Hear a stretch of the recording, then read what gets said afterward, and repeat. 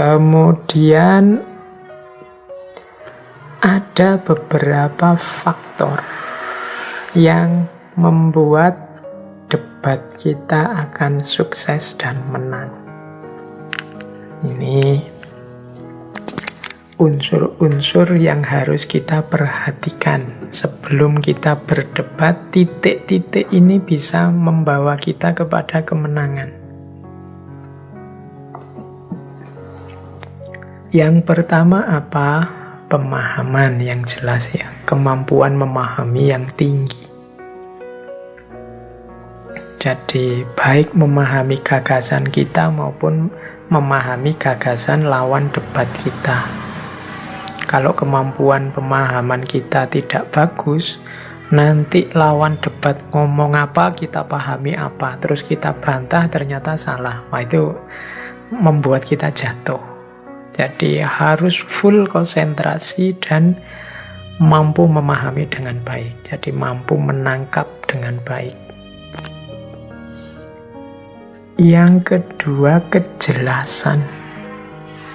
Kejelasan ini, kalau tadi pemahaman itu kemampuan kita menerima, kalau kejelasan ini hubungannya dengan kemampuan kita menyampaikan. Jadi banyak diskusi jadi kacau karena kita merasa benar, tapi kita menyampaikannya tidak jelas. Sehingga orang juga tidak menangkap kebenaran kita. Akhirnya kita dibantah, kita dianggap salah, dan kita tetap tidak terima karena kita merasa benar. Ngeyel lah, saling ngeyel, saling debat. Padahal ternyata masalahnya terdapat pada ketidakmampuan kita menyampaikan kebenaran. Atau bahasa lainnya, ketidakjelasan kita. Maka kunci sukses debat diantaranya adalah kejelasan. Jadi selain pemahaman juga ada kejelasan. Oke, jadi ini faktor-faktor kesuksesan debat. Yang ketiga, bukti atau argumen. Secara umum ya, yang paling membuat orang yakin dan menerima kebenaran kita itu adalah argumen, alasannya. Mengapa harus begitu? Mengapa ini penting? Nah, ini nanti hubungannya dengan argumen, bukti-bukti. Semakin canggih kita menunjukkan bukti-bukti kebenaran kita, semakin dekat kita dengan keberhasilan. Ya tentunya bukti itu pertama-tama bukti yang masuk akal, kemudian bukti yang otoritatif, kemudian bukti yang diterima oleh semua pihak. Kadang-kadang kan kita mengajukan bukti yang hanya kita saja yang terima, lawan debat kita tidak terima, itu kurang kuat. Yang kuat itu yang diterima semuanya.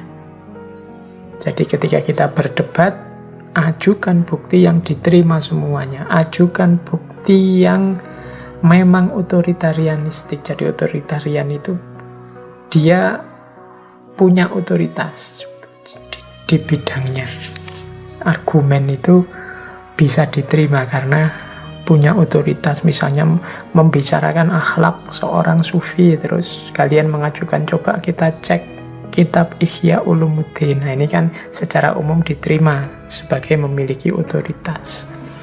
Atau tentang kesehatan, kemudian kita ajukan pendapatnya dokter siapa, ini punya otoritas. Jadi bukti yang diterima semuanya dan kuat. Ini kunci suksesnya debat kita. Emosi. Kalau ini tidak perlu saya ulang-ulang penjelasannya. Semakin kita kelihatan stabil, mampu menguasai emosi, semakin insya Allah kita bisa unggul dalam debat. Kemudian yang kelima, falasi. Falasi ini kesalahan-kesalahan berpikir, kesalahan-kesalahan menganalisis. Kalau ini saya tidak bisa menjelaskan banyak. Ada sesinya sendiri, bahkan kemarin saya nulis satu buku itu yang berhubungan dengan falasi, kesalahan berpikir.